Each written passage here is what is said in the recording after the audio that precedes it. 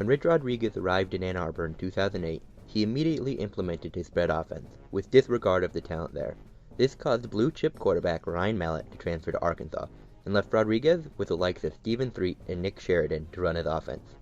Obviously, this led to disastrous results, a 3-9 season, and the end to Michigan's streak of winning seasons dating back to 1967, as well as the most losses in a single season in the program's 129-year history. Do not fret, though, because in 2009, Rich Rodriguez found his guy. No, not Denard Robinson, but fellow true freshman quarterback Tate Forcier. Robert Tate Forcier was a 4-star prospect out of the Charter School of San Diego, though he played football with Scripps Ranch High School. But before that, he had spent his freshman year at St. Augustine High School with his brother Chris, prior to his expulsion for poor academic performance. Tate, the youngest of 3 quarterback brothers, had always been a quarterback, dating back to his junior Pee Wee Pop Warner days, even guiding his team to the Pop Warner Football Championship at Disney's Worldwide Sports Complex, though losing the championship game in 2001. Even before that, he was working hard athletically, as he was under the tutelage of athletic training guru Marv Maranovich since the 3rd grade. During his sophomore season, his first as a starter, he guided Scripps Ranch to a 6-4 regular season, including a 34-10 loss to his brother and former school, St. Augustine, prior to a 20-17 first-round exit in the state playoffs. During the season, he completed 157 of his 221 passes for 1,637 yards and 17 touchdowns, along with 4 interceptions. He also added 533 yards and 6 touchdowns on his 73 rushes.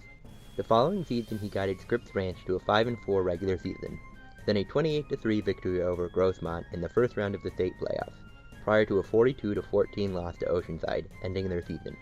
During the season, he completed 164 of his 213 attempts for 2,387 yards and 21 touchdowns against 5 interceptions, along with 733 yards and 6 touchdowns on the ground.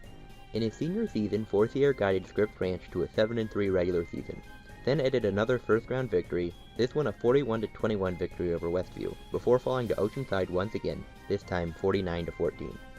During the season, he completed 208 of his 326 throws for 3,424 yards and 23 touchdowns, against a career-high 15 interceptions, while also adding 783 yards and 12 touchdowns on the ground.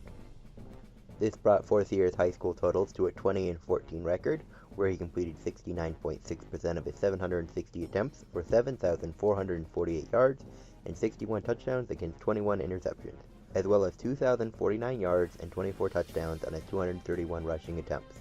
This all led to Rivals.com ranking him the 5th best quarterback recruit, as well as the most accurate.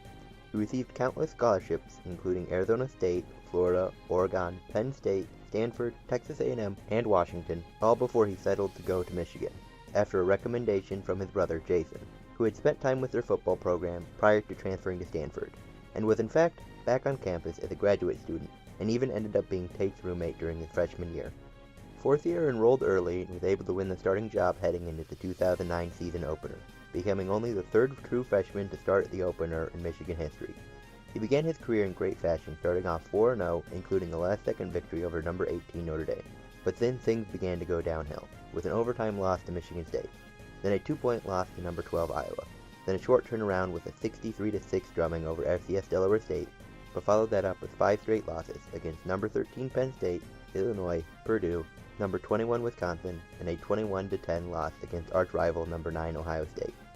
Forcier was only the 2nd Michigan true freshman quarterback to start all the games in a season, though only guiding them to a 5-7 record, completing 165 of his 281 passes for 2,050 yards, with 13 touchdowns and 10 interceptions, along with 240 yards and 3 touchdowns on the ground.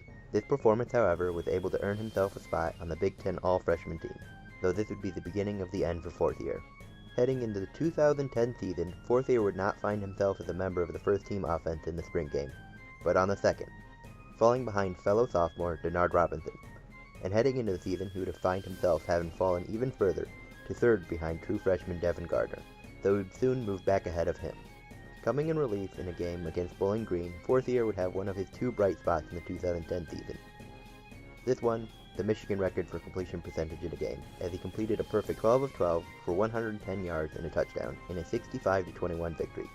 5 weeks later, in a game against Illinois, Forcier would have his last great Michigan moment. Coming in relief of an injured Denard Robinson, Forcier led the team to a game-tying 4th quarter touchdown drive and 3 overtime scoring drives, including a pass for the game-winning 2-point conversion.